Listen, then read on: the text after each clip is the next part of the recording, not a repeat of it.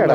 ನಾನು ಹೇಳೋದು ಕೇಳಿ. ಪಾಳೇಕರ್ ಅವರ ಅಂದರೆ ಅವ್ರದ್ದೊಂದು ಓಪನ್ ಚಾಲೆಂಜ್ ಇತ್ತು. ನಾನು ಆ ಪುಸ್ತಕನೂ ತಮಗೆ ತಲುಪಿಸ್ತೀನಿ. 10 ಲಕ್ಷ ರೂಪಾಯಿ ಬಹುಮಾನ ಗೆಲ್ಲುವ ಸುವರ್ಣ ಅವಕಾಶ ಅದು.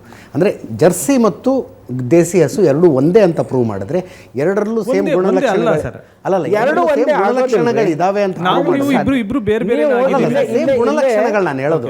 ಇಲ್ಲಿ ನೀವು ಹಾಲಿನಲ್ಲೂ ವ್ಯತ್ಯಾಸ ಇಲ್ಲ, ಸಗಣಿಲೂ ವ್ಯತ್ಯಾಸ ಇಲ್ಲ, ಗೋಮೂತ್ರದಲ್ಲೂ ವ್ಯತ್ಯಾಸ ಇಲ್ಲ. ರಾಷ್ಟ್ರೀಯ ಸಂಸ್ಥೆ ಪ್ರೂವ್ ಮಾಡಿದ್ರೆ 10 ಲಕ್ಷದ ಕ್ಯಾಶ್ ಪ್ರೈಸ್ ಕೊಡ್ತೀವಿ ಅಂತ ಒಂದು ಚಾಲೆಂಜ್ ಇದೆ. ಹಾಗಲ್ಲ, NDRC ಇದೆ, ಇಲ್ಲಿ NDRA ಇದೆ. ಇಲ್ಲಿ ಬೆಂಗಳೂರಲ್ಲಿ ಒಂದು NDRA ಸಂಸ್ಥೆ ಇದೆ, ಅದು ರಿಸರ್ಚ್ ಕೆಲಸನೇ ಮಾಡುತ್ತೆ.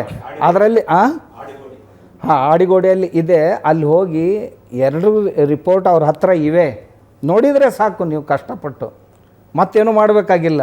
ಇನ್ನೊಂದು ಪ್ರಶ್ನೆ ಇದೆ ನಂದು. ಅಜ್ಞಾನವೆಂಬ ತೊಟ್ಟಿಲಲ್ಲಿ ಜ್ಞಾನವೆಂಬ ಶಿಶುವ ಮಲಗಿಸಿ ಸಕಲ ವೇದಶಾಸ್ತ್ರಗಳೆಂಬ ನೇಣ ಕಟ್ಟಿ ಹಿಡಿದು ತೂಗಿ ಜೋಗುಳವಾಡುತ್ತಿದ್ದಾಳೆ ಭ್ರಾಂತಿ ಎಂಬ ತಾಯಿ.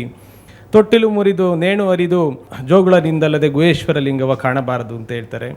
ಕಾಡಸಿದ್ದೇಶ್ವರ ಅವರದೇನೆಂದರೆ ಬಸವೋತ್ತರ ಕಾಲದಲ್ಲಿ ಬರುವಂಥ ಅವೈದಿಕ ಪರಂಪರೆಯ ಮಠ. ಆ ಮಠದ ಯಾರು ನೀವು ನಿರ್ಣಯ ಮಾಡಿದ್ರಿ? ಅಲ್ಲ ಪ್ರಶ್ನೆ ಕೇಳ ಸ್ವಾಮೀಜಿ, ಪ್ರಶ್ನೆ ಕೇಳ್ಕೊಂಡ್ರಿ.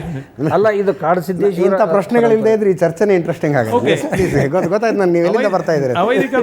ಹೊರಗಿನಿಂದ ಬಂದು ಆರ್ಯರನ್ನು ನಮ್ಮವರನ್ನಾಗಿ ಅವೈದಿಕ ಪರಂಪರೆಯಿಂದ ಬಂದಿರೋಂಥ ಮಠದೊಳಗಡೆಗೆ ಅಲ್ಲ, ನಾವು ವೈದಿಕರು ಅವೈದಿಕರು ನಮ್ಮ ಮಠ ನಿರ್ಣಯ ಮಾಡೋರು ನೀವು ಯಾರು? ಅಲ್ಲ, ಒಂದೇ ನಿಮಿಷ ಪ್ರಶ್ನೆ ಪೂರ್ತಿ ಕೇಳಿಸ್ಕೊಂಡ್ಬಿಡಿ ಸ್ವಾಮೀಜಿ. Yes please please.